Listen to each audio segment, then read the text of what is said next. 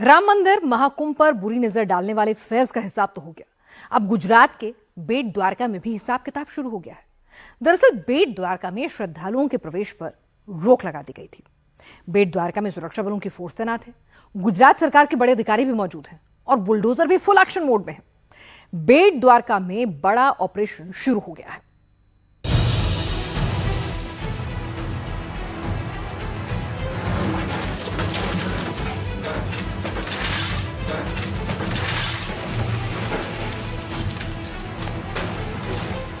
श्री कृष्ण की बेट द्वारिका में सफाई का काम शुरू हो चुका है। बेट द्वारका में बुलडोजर चल रहा है। छत, मकान, दुकान, जो अवैध है, जो भी सरकारी जमीन पर कब्जा करके बनाया गया है, उसे एक एक करके गिराया जा रहा है। बुलडोजर से जमीन दोज किया जा रहा है। ऑपरेशन शुरू हुआ तो बेट द्वारका के कोस्टल एरिया में कार्रवाई हुई। 45 से 50 अवैध निर्माणों पर बुलडोजर से प्रहार हुआ और अभी यह एक्शन और भी जारी रहेगा। बेट द्वारका में सफाई का यह सेकंड राउंड है। इससे पहले 2022 में भी बुलडोजर एक्शन हुआ था। अब सवाल यह कि बेट द्वारका में बार बार बुलडोजर क्यों चल रहा है? यह गुजरात के गृह मंत्री हर्ष सांघवी का एक्स पोस्ट है। बेट द्वारका में बुलडोजर कार्रवाई को लेकर जो हर्ष सांघवी ने लिखा है उसे ध्यान से पढ़िए।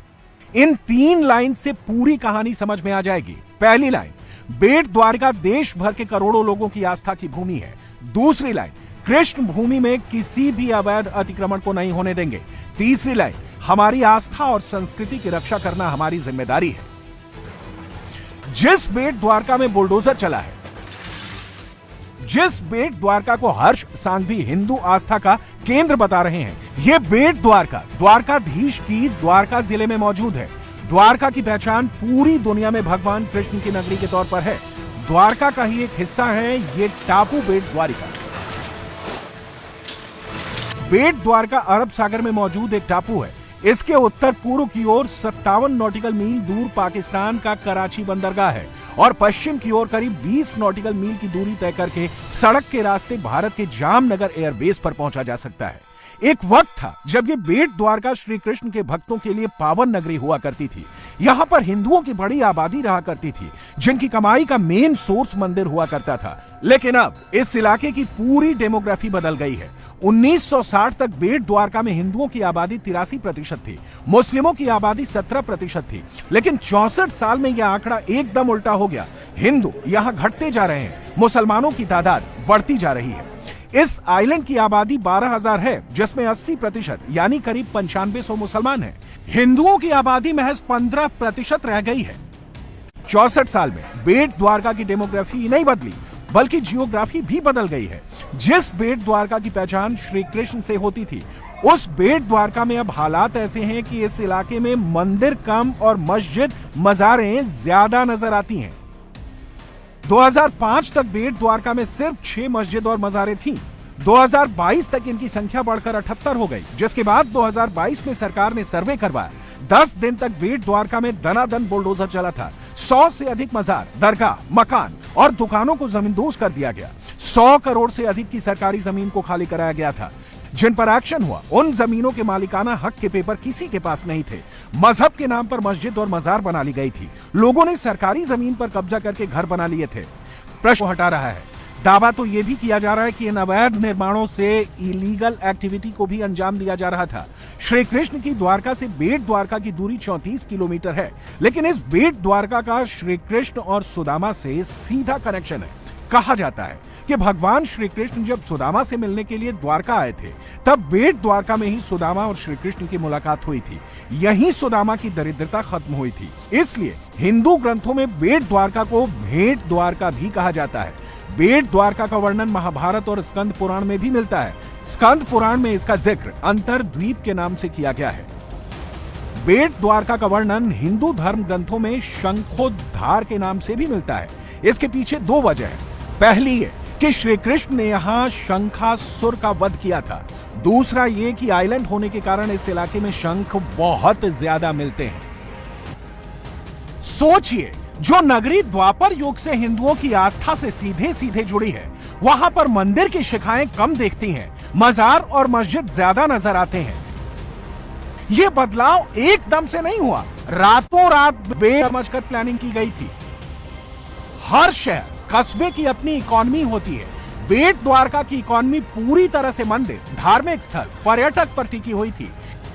एक मध्य कम इनकम वाली बेट द्वारका थी, लेकिन यहां पर तीन मंजिला मकान देखिए, बड़ी बड़ी अवैध मस्जिदें देखिए, पूरा स्ट्रक्चर देखिए। ऐसी इमारतों को खड़ा करने के लिए बहुत पैसा लगता है।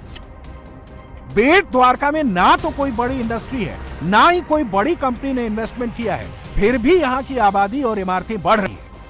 इसकी सबसे बड़ी वजह है डेमो, या कहें कि इनको बसाया गया है। और सबसे बड़ी बात कि यहां आने के बाद हर किसी की आर्थिक ताकत बढ़ी है। 1960 में बेट द्वारका की कुल आबादी 3,386 थी। उस वक्त हिंदू आबादी 90% के आसपास थी। अभी बेट द्वारका की आबादी 10,000 के आसपास है। इसमें हिंदुओं की संख्या 1,000 से 1,500 के बीच है और मुसलमानों की आबादी 8500 से 9,000 के बीच है।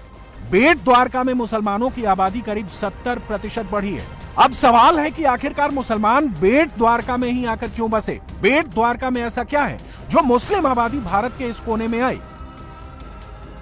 जो टूरिस्ट बेट द्वारका जाते हैं वो अक्सर नाव से इस टापू में जाते हैं। जैसे ही नाव लेने के लिए जाएंगे तो हर नाव पर मुस्लिम नाम लिखा पाएंगे। बेट द्वारका के टूरिस्ट कारोबार में अब हिंदू कम ही मिलते हैं। हिंदुओं के लिए बेट द्वारका में भगवान कृष्ण का इतिहास है, लेकिन यहां पर जो मुस्लिम आबादी आई है उनको बेट द्वारका की समुद्री सीमा देखती है। बेट द्वारका की जो 80% मुस्लिम आबादी है वो पूरी तरह से मछली के कारोबार से जुड़े हैं। ये लोग बोट से रोजाना इंटरनेशनल बॉर्डर तक मछली पकड़ने के लिए जाते हैं। लौट कर कितने लोग आ रहे हैं और कौन आ रहा है, इसका कोई हिसाब किताब नहीं होता। जहां समुद्र होता है वहां पर इंटरनेशनल बॉर्डर भी होता है और बेट द्वारका से सीधे पाकिस्तान दिखता है। जिसके पास समुद्र में आने जाने की ताकत होगी वो कुछ भी कहीं पर भी पहुंचा सकता है। बेट द्वारका में ऐसे कई लैंडिंग पॉइंट बन गए थे। स्मगलिंग का बड़ा नेटवर्क बेट द्वारका बन गया था। देश की सुरक्षा के लिए भी खतरा बड़ा था। प्रशासन का दावा है कि जो अवैध इमारतें खड़ी की गई, जिस तरीके से बेट द्वारका की जियोग्राफी बदली गई, उसमें 2 नंबर का बड़ा पैसा लगा है, क्योंकि जहां पैसा होगा वहां पर कब्जा भी होगा। मुस्लिम आबादी की बेट द्वारका में एंट्री हुई तो हिंदू आबादी बेट द्वारका से दूर होने लगी।